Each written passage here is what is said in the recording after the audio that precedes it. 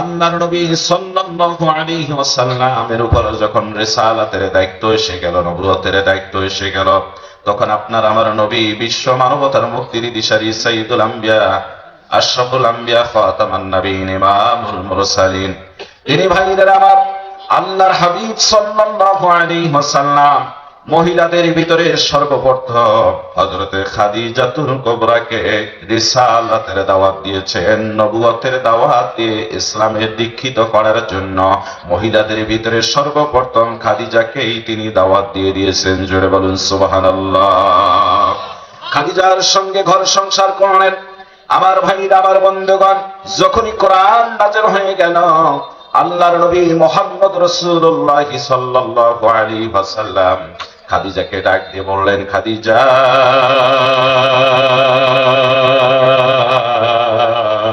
আজ তোমাকে এমন একটি কথা বলবো রে খাদিজা, যে কথাটা ইতিপূর্বে কোনোদিন আমি তোমারে বলি নাই। খাদিজাতুল কুবরা বলেন, ইয়া রাসূলুল্লাহ, ইয়া হাবিবাল্লাহ, বলুন আপনি কি কথা বলতে চাচ্ছেন। খাদিজাতুল কুবরা বললেন, খাদিজা রে, আমার উপরে যে কোরআন নাযিল হয়েছে, এই কোরআনের দাওয়াতের কথা আল্লাহ আমাকে নির্দেশ দিয়েছেন মানুষের কাছে পৌঁছায়া দেওয়ার জন্য, এবং নির্দেশ এসেছেন প্রথমে নিকটতম আত্মীয় স্বজন পরিচিত ব্যক্তিদের মধ্যে গোপনে গোপনে দাওয়াত দিতে হবে। খাদিজা, আমি তোমার কাছে কালিমার দাওয়াত দিচ্ছি, আমি আখিরি জামানার পয়গম্বর নবী মুহাম্মদ রাসূলুল্লাহ, আর তুমি আমার সঙ্গে পড়ে নাও, লা ইলাহা ইল্লাল্লাহু মুহাম্মাদুর রাসূলুল্লাহ সাল্লাল্লাহু আলাইহি ওয়াসাল্লাম। খাদিজাতুল কুবরা রাদিয়াল্লাহু তাআলা আনহা বলেন, নবী গো, আমি সাথে সাথে আপনার সঙ্গে কালিমা পড়ে নিচ্ছি, আমি আর এই কথার উপর বিশ্বাস করতেছি আপনি আল্লাহর নবী, এতে কোনো সন্দেহ নাই।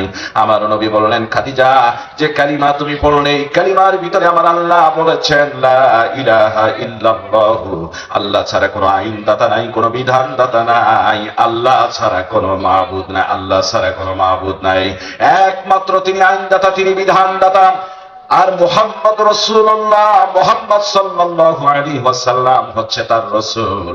খাদিজা, তুমি এই কথাটাকে বিশ্বাস করে নাও। খাদিজা এই কথাটা জবান দিয়ে প্রকাশ করলেন, অন্তরে বিশ্বাস করে বললেন, নবীজি, আমার জীবনের শেষ মুহূর্ত পর্যন্ত এই ইসলামের জন্য আমি সর্বত্র বিলিয়ে দেওয়ার জন্য প্রস্তুত হয়ে গেলাম। জোরে বলুন সুবহানাল্লাহ, বলুন আল্লাহু আকবার। আমার ভাইরা, আমার বন্ধুগণ, এই ইসলামের জন্য যেমন খাদিজাতুল কুবরা রাদিয়াল্লাহু তাআলা আনহা জীবন দিয়েছেন, ঠিক যদি আমরা ইসলামের ইতিহাসগুলি খুঁজে দেখতে চাই, ইসলামের প্রাথমিক যুগে মুসলমানরা ছিল সংখ্যালঘু। এই মুসলমানদের উপর যে নির্যাতন নিপীড়ন হয়েছে, মুসলমান হাজারো নির্যাতন নিপীড়ন হওয়ার পরও কালিমা ছেড়ে দেয় নাই, কালিমার উপর অবিচল ছিলেন। হযরত আম্মার ইবনে ইয়াসির রাদিয়াল্লাহু তাআলা আনহুর পরিবারকে ইসলাম গ্রহণ করার কারণে মরুভূমির প্রান্তে আমার ভাইরা হাত বেঁধে সূর্যের দিকে মুখ করে হযরত আম্মার ইবনে ইয়াসিরের পরিবারকে রেখে দেওয়া হয়েছে। শেষ পর্যন্ত উত্তাল মরুভূমির প্রান্ত, যেখানে বালুকারাশিময়, হযরত আম্মার ইবনে ইয়াসিরের পরিবারকে হাত বেঁধে সেখানে সূর্যের দিকে রেখে দেওয়া হয়েছিল। মুসলমান ছিল সংখ্যালঘু।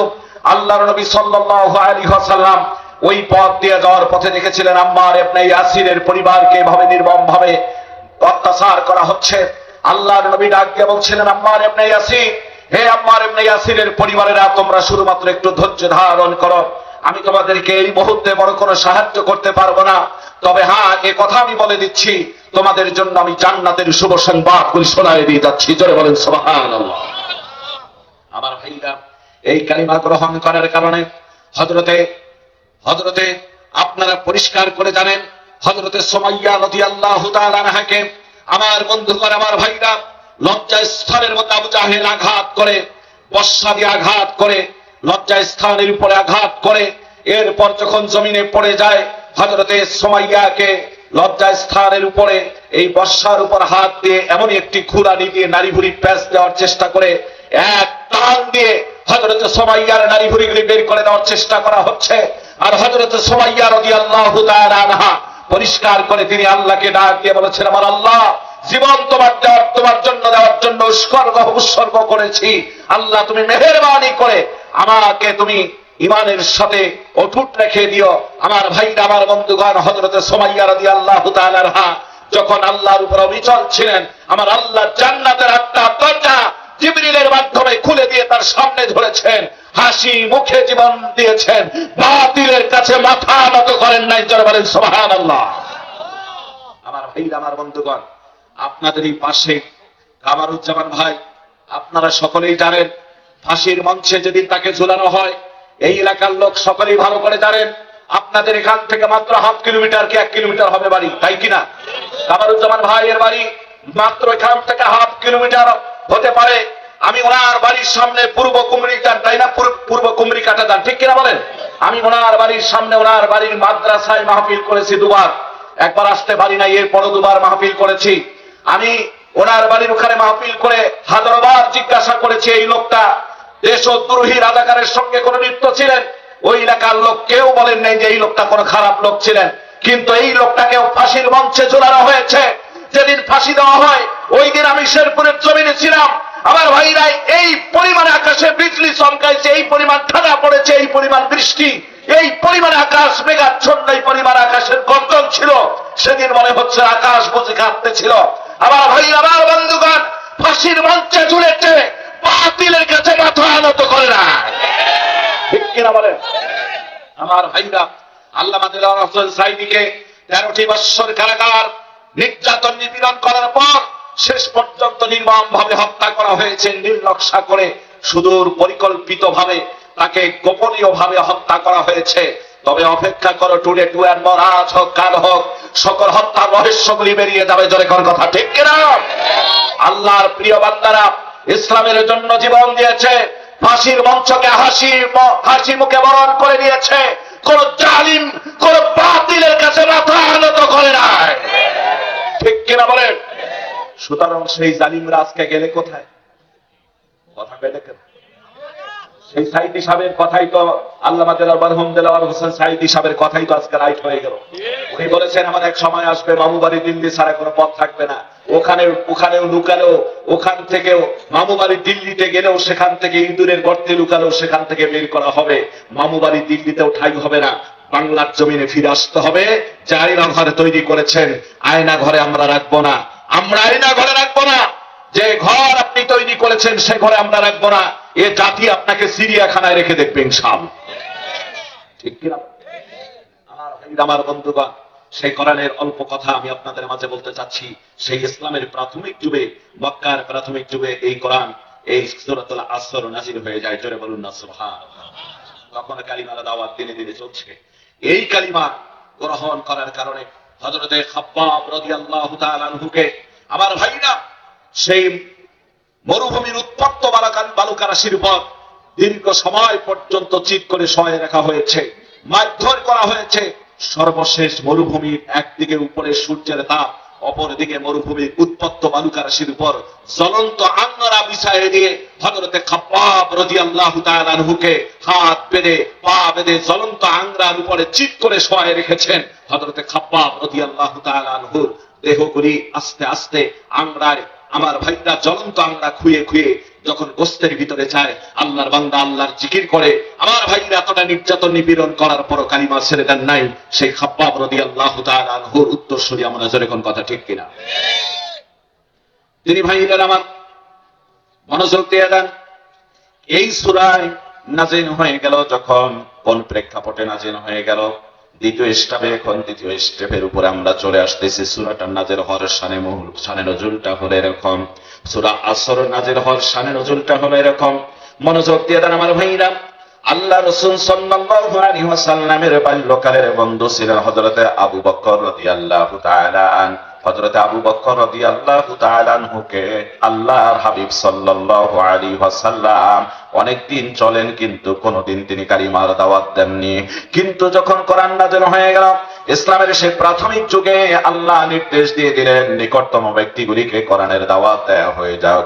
আমার ভাইরা, প্রথম আল্লাহর নবী দিলেন দাওয়াত হযরতে খাদিজাতুল কুবরাকে, মহিলাদের ভিতরে প্রথম ইসলাম গ্রহণ করলেন তিনি। দ্বিতীয় দাওয়াতটা দিলেন হযরতে আবু বকর রাদিয়াল্লাহু তাআলা আনহুকে। জোরে বলা যাবে কি সুবহানাল্লাহ? হযরতে আবু বকরকে আল্লাহর নবী ডাক দিয়ে বলেন, আবু বকর, আজ তোমাকে এমন একটা কথা বলবো রে বন্ধু, এমন একটা কথা তোমারে বলবো যে কথাটা আমি কোনোদিন তোমাকে ইতিপূর্বে বলিনি। হযরত আবু বকর বড় আশ্চর্যজনিত হয়ে গেলেন। আমার বন্ধু নবী মুহাম্মদ রাসূলুল্লাহ আমারে কি কথা আজকে বলবেন, তিনি অধীর আগ্রহ নিয়ে আল্লাহর নবীর মুখের দিকে, চেহারার দিকে তাকায় থাকলেন। আল্লাহর নবী ডাক দিয়ে বলেন, আবু বকর, এখন তুমি লাতুজ্জাত মানত মাকারী মহাদেব বড় বিষ্ণু সরস্বতী প্রদেবী 33 কোটি দেব দেবীর পূজা ছেড়ে দিবা, এগুলির দিকে তুমি যাবা না। এখন আমি যে তোমার দাওয়াত দিতে যাচ্ছি, আল্লাহ পাক আমাকে আখিরি জামানার পয়গম্বর নবী বানায়েছেন, আমাকে শেষ নবী হিসাবে আল্লাহ প্রেরিত করেছেন, আমার উপর কোরআন নাযিল হয়েছে। আবু বকর রে, ওই লাতুজ্জাত মানত মাকারী মহাদেব বড় বিষ্ণু সরস্বতী প্রদেবী 33 কোটি দেব দেবীর পূজা ছেড়ে দিয়ে তুমি এখন আমার সঙ্গে পড়বা, আশহাদু আল্লা ইলাহা ইল্লাল্লাহু ওয়া আশহাদু আন্না মুহাম্মাদান আবদুহু ওয়া রাসূলুহু। অথবা তুমি আমার সঙ্গে পড়বে, কুল লা ইলাহা ইল্লাল্লাহু মুহাম্মাদুর রাসূলুল্লাহ। সূরা বলুন সাল্লাল্লাহু আলাইহি ওয়াসাল্লাম। আবু বকরকে বললেন, আবু বকর তুমি বড় আল্লাহ ছাড়া কোনো বিধানদাতা নাই, আইনদাতা নাই, আল্লাহ ছাড়া কোনো উপাস্য নাই, আর মুহাম্মদ রাসূলুল্লাহ হচ্ছে আল্লাহর প্রেরিত নবী, আল্লাহর প্রেরিত পয়গম্বর রাসূল। এই কথার উপরে তুমি বিশ্বাস করে, এটা যেমন অন্তরে বিশ্বাস করো বা জবান থেকে প্রকাশ করে দিবা আর কাজে পরিণত করবা। আবু বকর রাদিয়াল্লাহু তাআলা আনহু ডাক দিয়ে বলেন, নবীজি, আমার 14 গোষ্ঠী আপনার উপর কুরবান হয়ে যাক গো ইয়া রাসূলুল্লাহ, হাবিবাল্লাহ। আজ থেকে কোন নেতা নেত্রীদের, আজ থেকে কোন বাদশার কোন আইন আমি মানতে চাই না, বিধান মানতে চাই না। সেই জামানার আবু জাহেল হলো সেই জামানার ভিতরে প্রধানমন্ত্রী, আমার ভাইরা আবু জাহাল হচ্ছে সেই জামানার প্রধানমন্ত্রী। আমার ভাইরা মক্কার তার হুকুমেই চলে, তার নির্দেশে মানুষগুলি চলাফেরা করে। আল্লাহর বান্দা নবীর সাহাবী হযরত আবু বকর ডাক দিয়ে বলেন, নবীর সাহাবী বললেন, আমি আজ থেকে ওই আবু জাহেলের কোন কথা মানব না, আমার জীবনটা আমি আল্লাহ এবং রাসূলের জন্য উৎসর্গ করে দেব। জোরে বলা যাবে কি সুবহানাল্লাহ? বলুন আল্লাহু আকবার। শুধু উৎসর্গ করে দেব না ইয়া রাসূলুল্লাহ, যেমনটা আপনি কালিমার দাওয়াত দেন, আমিও আপনার সঙ্গে থেকে থেকে কালিমার দাওয়াত দেব। জোরে বলুন আল্লাহু আকবার। আমিও আপনার সঙ্গে কালিমার দাওয়াত দিয়ে দেব। নবীজি একজন সঙ্গী খুঁজে পেলেন, সুবহানাল্লাহ বলেন। নবীজি একজন সঙ্গী খুঁজে পেলেন, যে সঙ্গীটা পেয়ে গেলেন এমন একজন সঙ্গী জীবন দেওয়ার জন্য প্রস্তুত। কিন্তু আমার ভাইরা, আমার বন্ধুগণ, পিছপা হওয়ার জন্য তিনি প্রস্তুত না। আমার ভাইরা, ঠিক সেই সময় আবু বকর রাদিয়াল্লাহু তাআলা মক্কার জমিনে, মক্কার বাজারে সবচেয়ে বড় কাপড়ের ব্যবসায়ী ছিলেন। সুবহানাল্লাহ। আবু বকর ছিলেন সবচেয়ে বড় কাপড়ের ব্যবসায়ী, বস্ত্র ব্যবসায়ী ছিলেন তিনি সবচেয়ে বেশি। তার আমানতদারিতা, তার নিষ্ঠতা, তার সুন্দর আচরণের কারণে লোকজন বাজারের ভিতরে তারই দোকানে আসতো বেশি। বেশি বেচা কেনা হতো, অল্প লাভে তিনি বিক্রি করতেন, বেশি লাভের দরকার নাই, যার কারণে লোকজন তার কাছে যেত, ভালো জিনিস পাইতো, ভালো কাপড় পাইতো, দামেও কম পাইতো, মানে ভালো দামে কম পাইতো। আমার ভাইরা, অথচ এই কালিমা যেদিন থেকে হযরত আবু বকর গ্রহণ করলেন, সেদিন থেকে আর দোকানপাট ঠিক মতো খোলেন না, অধিকাংশ সময় দোকানপাট বন্ধ থাকে, কালিমার দাওয়াত নিয়ে ব্যস্ত। জোরে জোরে বলুন না সুবহানাল্লাহ। আমার ভাইরা, দুনিয়াদার হলেন না, তিনি পরকালমুখী হয়ে গেলেন। হযরত আবু বকর রাদিয়াল্লাহু তাআলা আনহু নিজের ব্যবসা বাণিজ্য বন্ধ করে দিয়ে সব সময় আল্লাহর নবীর সঙ্গে থেকে কালিমার দাওয়াত দিচ্ছেন, মানুষগুলিকে কালিমার দাওয়াত দিয়ে দিচ্ছেন। আর আবু বকর রাদিয়াল্লাহু তাআলা আনহুর আরেকজন বন্ধু ছিল, এই বন্ধুর নাম ছিল গোলাহা ইবনে ওয়াসিদ রাদিয়াল্লাহু তাআলা, মানে ওয়াসিদ, এই গোলাহা ইবনে ওয়াসিদ ছিল তার বন্ধু। এই গোলাহা ইবনে ওয়াসিদ এসে সব সময় আবু বকরের দোকানের ভিতরে বসতেন। আমার ভাইরা, আমরা যদি শহরে শেরপুরে যাই অথবা তাতালপুর বাজারে যদি এই রোডের ভিতরে যাই, যাওয়ার পরে লক্ষ্য করে দেখবো যে লোকের, যে বন্ধুর, যে লোকের তার কাছের লোকে যে ব্যবসা প্রতিষ্ঠান করে, সেই ব্যবসায় প্রতিষ্ঠানে তো সে বসবে। জোরে বলেন কথা ঠিক কিনা? অন্যত্রে সে বসবে না।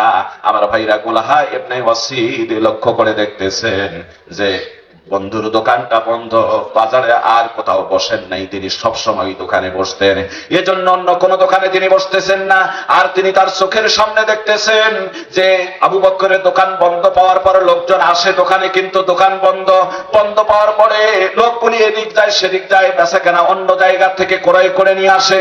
বড় আফসোস করে তাই দোকানটা কেন বন্ধ। আমার ভাইরা, আর অনেকেই এবার হযরতে আবু বকর রাদিয়াল্লাহু তাআলা আনহুর নামে বিভিন্ন প্রকার মন্তব্য করা শুরু করে দিচ্ছে মক্কার বাজারের লোকেরা। এক একটা লোক বলা শুরু করে দিল, আবু বকর আব্দুল্লাহর পরে মোহাম্মদ, তার মানে মোহাম্মদ ইবনে আব্দুল্লাহ যেমন পাগল হয়ে গিয়েছে, নতুন ধর্মের দাওয়াত দেয়, বাপদাদার ধর্মেরকে বাদ দিয়ে নতুন ধর্মের দাওয়াত দেয়। এই আব্দুল্লাহর পরে মোহাম্মদ, তার মানে হচ্ছে মোহাম্মদ ইবনে আব্দুল্লাহর সঙ্গে আবু বকর পাগল হয়ে গিয়েছে। এই আবু বকর ব্যবসা বাণিজ্য বন্ধ করে দিয়ে বাজারে আর আসে না। এই মোহাম্মদের সঙ্গে লা ইলাহা ইল্লাল্লাহ দাওয়াত দিয়ে বাড়াই এত বড় পাগল হয়ে গিয়েছে। এর অর্থনৈতিক ক্ষতি হয়ে যাবে, এর অর্থনৈতিক ক্ষতি হয়েছে, এর মান সম্মানের ক্ষতি হয়েছে। এ তো আসলেই ক্ষতিগ্রস্ত হয়ে গিয়েছে। এক একজন এক একটা কথা বলে। আমার ভাইরা, ওয়াসাই তার মানে সেই কুলাহা ইবনে ওয়াসাইদের মনের ভিতরে অনেকটা কষ্ট। বন্ধুকে নিয়ে যদি কেউ বাজে মন্তব্য করে চোখের সামনে, একবারে তার সামনাসামনি যদি বন্ধুকে নিয়ে খারাপ মন্তব্য করে, আসলে প্রকৃত বন্ধু যে সে সহ্য করতে পারে না। জোরে কোন সুবহানাল্লাহ, ঠিক কি না?